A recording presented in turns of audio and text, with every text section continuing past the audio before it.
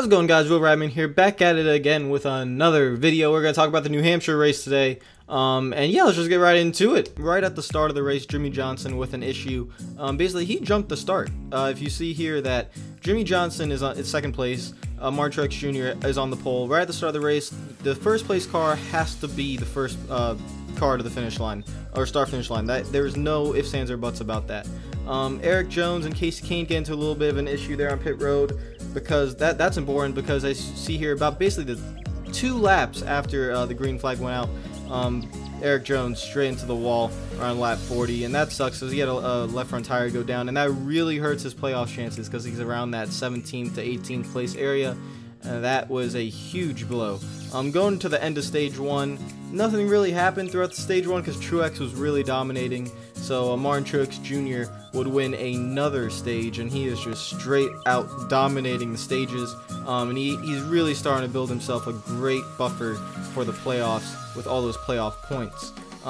Go ahead, and the beginning of stage 2 was a little bit halted because a part of a track that was sealed yesterday decided to want to surface back up, and they had to repair that, so that was probably like a 10 to 15 minute delay. No big deal though, nothing like 2010 Daytona where it was 2.5 hours. Trust me, I was at that race. Austin Dillon goes for a spin here in stage 2. I love that camera view, by the way, the camera on the visor, great. You can see AJ Allmendinger here just barely miss it. I mean, this was inches, like probably like centimeters.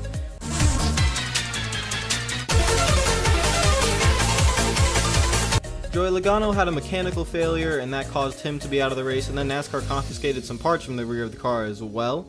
And then the end of stage 2 was basically like a snooze fest. Kyle Busch wins the stage after Martin Truex Jr. was basically caught back in the pack. So we go to stage 3, and this is actually around 60 laps to go with the pit stops, and Truex had to pit early, about 20 laps early, because he had a flat right front, but luckily he was in the pit window, so he was pretty much okay on that part. We jump ahead to the end of the race. And Denny Hamlin is in the lead because Truex basically had older tires and wasn't able to hang on. And Kyle Larson was actually running him down. Kyle Larson was really running him down. He was about 2.5 seconds back, got to around 5/10, but that's all he could do.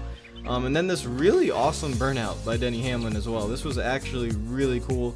He wanted to go around the entire track, but as you'll see here, the rear tires are going to just give out, and he won't be able to do that any longer. So, oh, and then just to make sure you destroy the rear of the car, just for evidence purposes, you know, just make sure you blow out the rear of the car. So those are basically the race highlights, and really, to be honest, I didn't really like the race. I thought I got a little bit better towards the end. There was some really solid racing with Chase Elliott, Jimmie Johnson, Brad Keselowski. They were all in this little 10th to 15th area. That was some really solid racing. I want to give a couple of shout outs. I want to do these now in my race reviews, where I give like a couple of just notable performances for a couple of drivers. Daniel Suarez finishing 6th. That is big for him. He's good, man. Like he's quietly good. It's kind of odd because he's not flashy. Kind of just works his way up there. He doesn't have the fastest car. Doesn't really show up much on television, but he sneaks up there, and he's been getting a lot of good finishes lately, and I think Daniel Suarez is doing a great job for his rookie year. You just got to give him a couple more years to mature and develop. And a couple more notable performances. Danica Patrick in 13th. Very good run for her, considering how she usually runs. So hopefully Danica can continue to do well, especially with the whole silly season going on. Is she going to be in the 10 car? Is she not? Most likely at the moment, she's probably not going to be in the 10 car. And then Ty Dillon in 16th. Another good run. So he gets a good run. Guys like Kasey Kahne doesn't really... I feel bad for Kahne because he really needs to like get going, but he did not have a good run today at all. So that's pretty unfortunate for him. And in terms of the racing, like I said, I didn't really like it. It got a little bit better towards the end. I love New Hampshire as a track. Great driver's track. You can really maneuver around. But with these cars, as you saw, if you watched the race, as you saw in the end, while Kyle Larson was making up ground, with about 3 to go, he was really starting to make up ground. And then all Denny Hamlin had to do was take his line away when Larson was about 5/10 back, making up time. Took the line away, stalled him out. That's it. And that's why we need to fix that. I know that's very hard to fix, and I actually don't think it's the most important thing to fix. I think the side drafting and the actual aero of the car needs to be fixed more than that, but yeah, it just kind of sucks because you could just take someone's line away and not really be able to make up any more ground. But yeah, that was that for the race. Denny Hamlin wins it. Great for him for the playoffs because he's able to leapfrog guys like Kyle Busch and Chase Elliott in the points.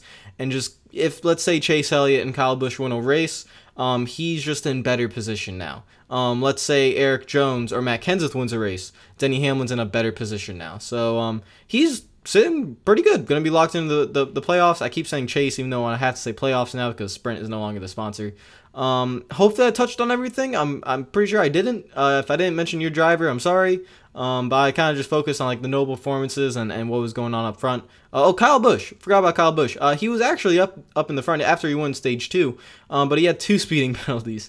He had the same pit stop with Martin Truex Jr. Where Truex Jr. had that flat tire. Kyle Busch came in about 10 laps later and speeding. So, and he was running in front of Denny Hamlin. So you never know. Kyle Busch could have gotten that win. And then with the caution around, I think it was 25 to go, 30 to go, something like that, he was speeding again. So, yeah, in the same section too. Both speeding, entering pit road, section 5. So for you Kyle Busch fans, I'm sorry about that. And I'm sorry I actually didn't mention him in the race review. I just kind of like forgot about it. So sorry about that. But yeah, hopefully I touched on everything. If you guys like the video, make sure to hit that like button. If you're new to the channel, make sure you subscribe. I actually don't know what the race is next week. I have to look that up. So in my first take, I actually messed up the outro, so that's why you just saw a cut. But peace out, guys. I can't change. Even if I tried, even if I wanted to, and I can't change. Even if I tried, my love, she keeps me warm.